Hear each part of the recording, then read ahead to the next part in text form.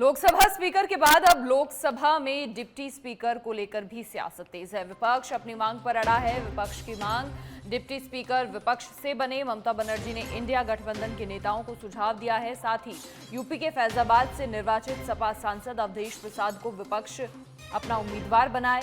लोकसभा में deputy speaker पद के लिए उम्मीदवार हैं अवधेश प्रसाद। साथ ही फैजाबाद अयोध्या से सपा से सांसद। कुछ दिनों पहले अखिलेश यादव ने अवधेश प्रसाद को अयोध्या का राजा भी कह दिया था और तब सियासत भी गर्मा गई थी। राजीव हमारे ब्यूरो चीफ हमारे साथ बने हुए हैं। राजीव, देखिए, अब डिप्टी स्पीकर को लेकर भी कहीं ना कहीं हंगामे के आसार देखने को मिल सकते हैं। बिल्कुल, देखिए, सबसे बड़ी बात यह है कि विपक्ष जो है लगातार इस मांग को लेकर अड़ा हुआ है कि इस बार डिप्टी स्पीकर जो है वो विपक्ष के तरफ से होना चाहिए, क्योंकि लगातार जो विपक्षी सांसद हैं और कांग्रेस पार्टी के जो बड़े नेता इस बात की दुहाई दे रहे हैं कि जो परंपराएं हैं उन परंपराओं को तोड़ना नहीं चाहिए, क्योंकि अभी तक यही परंपरा चली आ रही है कि जो सत्ता पक्ष होता है उनका लोकसभा स्पीकर बनाया जाता है और जो डिप्टी स्पीकर होता है वो विपक्ष के तरफ से बनाया जाता है।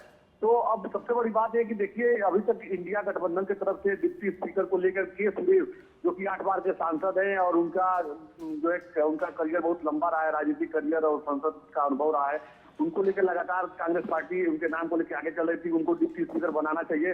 लेकिन अब एक नया मामला सामने आ गया है। ममता बनर्जी जो पश्चिम बंगाल की मुख्यमंत्री हैं और इंडिया गठबंधन की घटक दल है, उनका है कि जो सूत्रों से जानकारी मिल रही है कि उनका सुझाव आया है इंडिया गठबंधन के नेताओं को कि जो अवधेश प्रसाद है, जो फैजाबाद अयोध्या से सांसद हैं, इस बार उन्होंने अपनी जीत हासिल की है, तो उनको जो है डिप्टी स्पीकर के पद पर बैठाना चाहिए। देखिए, इसमें 2 मामले हैं। एक तो फैजाबाद अयोध्या में लगातार भगवान राम को लेकर भारतीय जनता पार्टी की जो एक कहा जा सकता है कि लंबी राजनीतिक इतिहास रहा है और वहां पर जो हार मिली है भारतीय जनता पार्टी को, उससे जो समाजवादी पार्टी के नेता जो है अखिलेश यादव और समाजवादी पार्टी के दूसरे भी नेता उत्साहित है, इंडिया गठबंधन के लोग इसको बड़ी जीत मान रहे हैं।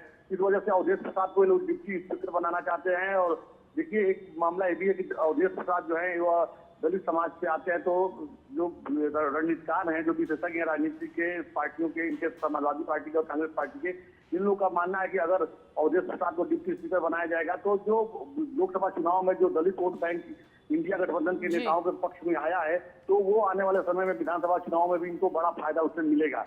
कुल मिलाकर एक राजनीतिक कहा जा सकता है कि सियासी एक समीकरण बनाया है इंडिया गठबंधन के लोगों ने और यही वजह की अवधेश प्रसाद का नाम इन लोगों ने आगे किया है।